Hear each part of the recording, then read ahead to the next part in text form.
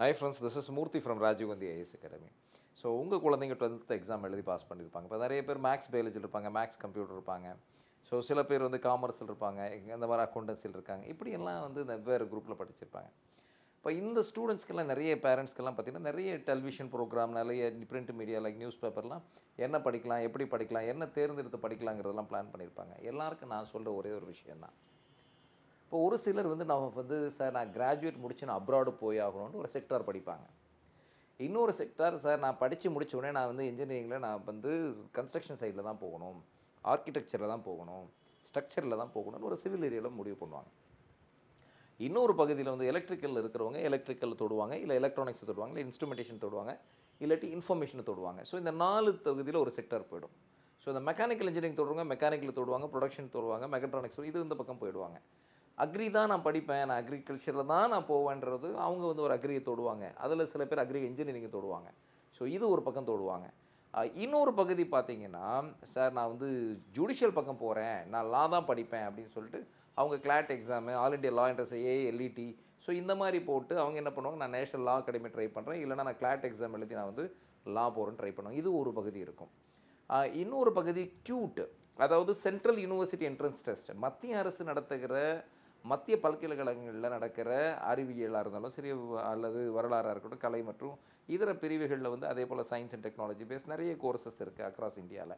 So அந்த மாதிரி cute எக்ஸாமுக்கும் prepare பண்ணுறவங்களும் இருப்பாங்க. சில பேர் என்ன பண்ணுவாங்கன்னா, நான் ஸ்டாண்டர்ட் சார்ட்டர்ட் ஆகணும் அப்படின்றவங்க, அவங்க சார்ட்டர்ட் அக்கௌண்டட் ஆகணுன்றவங்க, அவங்க வந்து என்ன பண்ணுவாங்கன்னா, அவங்க ஐசிஐயில் வந்து பார்த்திங்கன்னா அப்ளிகேஷன்லாம் போடுவாங்க. ஃப்ரெண்ட்ஸ், எல்லாருக்கும் நான் ஒரு விஷயத்தை சொல்கிறேன்.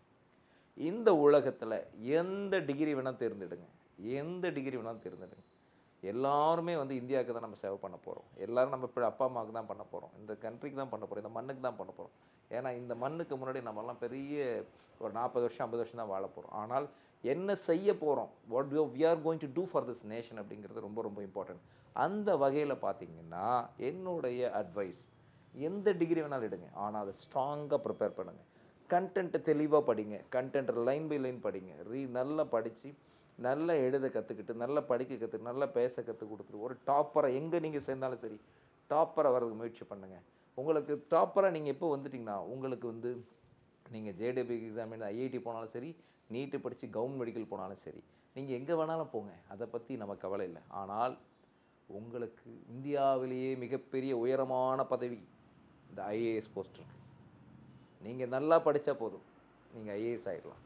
படிக்கும் போதே லைன் பை லைன் படிங்க. 12th வரைக்கும் படிச்சிருக்க புத்தகத்தை எங்கேயும் தூக்கி போட்டுறாதீங்க. வீட்டில் எல்லோரும் ஒரு லைப்ரரியை உருவாக்குங்க. 6thலேருந்து நீங்கள் 12th வரைக்கும் படிச்சிருக்க எல்லா புத்தகத்தை அப்படியே எடுத்து வைங்க. அதுதான் உங்கள் வாழ்க்கையை தீர்மானிக்க போகுது. அந்த பாதி சிலபஸ், ஐஏஎஸ் படிக்கிற பாதி சிலபஸ் உங்கள் பள்ளிக்கூட சிலபஸில் இருக்குது. அதனால் அதில் அங்கே படித்து நீங்கள் எந்த புத்தகத்தையும் ஹிஸ்ட்ரி புக்காக இருந்தாலும், நீங்கள் வந்து 10th படிச்சு ஹிஸ்ட்ரி புக்காக இருந்தாலும் சரி, சோஷியல் புக்காக இருந்தாலும் சரி, அங்கே இருக்கிற நீங்கள் தமிழ் புத்தகமாக இருந்தாலும் சரி, இங்கிலீஷ் புக்காக இருந்தாலும் சரி, மேக்ஸ் புக்காக இருந்தாலும் சரி, அல்லது வேறு வந்து ஃபிசிக்ஸ், கெமிஸ்ட்ரி, பாட்னி, ஜுவாலஜி எந்த புத்தகத்தை தூக்கி போட்டுற வேண்டாம். அதுதான் உங்களோட எக்ஸாமை தீர்மானிக்க போகுது, அதுதான் உங்கள் கரியரை தீர்மானிக்க போகுது.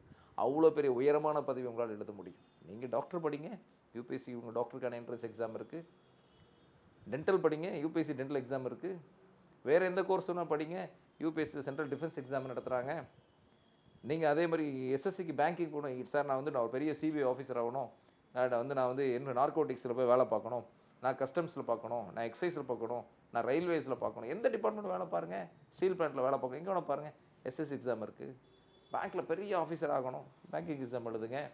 எல்லாத்துக்கும் சரி, உங்கள் டிகிரி நீங்கள் எந்த டிகிரி எடுக்கிறீங்கிறது முக்கியம் இல்லை, அந்த டிகிரியை சிறப்பாக படிக்கிறோம். நீங்கள் சிறப்பாக படிக்கிறதுக்கு பெற்றோர் உறுதுணையாக இருக்கணும். அதுக்கு பெற்றோரோட அன்பு, பெற்றோரோட பாசமாக இருந்து நீங்கள் கிராஜுவேஷன் எந்த ஊரில் படிக்கிறோம், எங்கே படிக்கிறோம்லாம் முக்கியம் இல்லை, படிக்கிறத ஸ்ட்ராங்காக படிங்க. எல்லோரும் உயரமாக திங்க் பண்ணுவோம். எல்லாரும் ஐஏஎஸ் ஆக முடியுமா அப்படின்னு கேள்வி கேட்பீங்க. எல்லாரும் ஐஏஎஸ் ஆகணுங்கிறது இல்லை, எல்லாரும் ஐஏஎஸ்க்கு முயற்சி பண்ணுங்கள். நீங்கள் ஏன் வந்து எல்லாரை பற்றி பார்க்குறீங்க, சார் நான் ஐஏஎஸ் ஆகணும்னு படிங்க. எல்லாரும் ஐஏஎஸ் படிக்கிறாங்கன்னு படிக்காத, நான் ஐஏஎஸ் ஆகணும்னு படிங்க. You think that you are the one, you are the one competitor. நீங்கள் ஏன் 10 லட்சம் பேரை பற்றி யோசிக்கிற, 5 லட்சம் பற்றி பேசுங்க. நான் ஆகணும்னு தான் விரும்புங்க. என் பிள்ளை ஆகணும் தான் நம்ம சாப்பிட்றோம். என் பிள்ளைக்கு தான் சாப்பாடு கூட, எல்லா பிள்ளையும் சாப்பிடல, என் பிள்ளை சாப்பிடக்கூடாதுன்னு நினைக்கிறோமா? கிடையாது. You should think that you are the one, you are the only one competitor. அப்படி உட்காந்து படிங்க. அதனால் நீங்கள் படிக்கிறது எந்த டிகிரி படிக்கிறீங்களோ எந்த டிகிரி வேணால் தேர்ந்தெடுங்க. கிடைக்கிற டிகிரியை மகிழ்ச்சியாக எடுத்துக்கோங்க. அந்த டிகிரி செம்மையை படிங்க. இந்த உலகத்தில் எல்லா டிகிரிக்கும் வேலை உண்டு, எல்லாத்துக்கும் ஸ்கோப் உண்டு. எல்லாத்துக்கும் கண்ட்ரி இருக்குது, எல்லாத்தையும் பார்த்தீங்கன்னா நம்ம மிகப்பெரிய லெவலில் ஜெயிக்கலாம். ஸோ சில பேர் ஃபாரினில் போய் ஜெயிக்கணும். ஸோ அவங்களுக்கு வாழ்த்துக்கள். சில பேர் ரிசர்ச் போகணும்னு நினைப்பாங்க. Yes, definitely I wish for them. So friends, what graduate you are going to select is not opt is not the matter at all. How smart you are going to work on this is the matter. So wish you all the best. அதனால் plus two பற்றி ஒரு கன்ஃபியூஷனாக எடுத்துக்காதீங்க. ஐயோ இதை பண்ணிட்டுமா, அதை விடட்டுமா, இதை விடட்டுமா, அதை விட அப்படியெல்லாம் எதையும் காலம் தான் தீர்மானிக்கும். நீங்கள் எதுவுமே தீர்மானிக்கிறதெல்லாம் நடந்துராது, காலம் தான் தீர்மானிக்கும். உங்களுக்கு பெரிய ஒரு சுப்ரீம் பவருக்கு காத்துக்கிட்டு இருக்கும். Just work for it.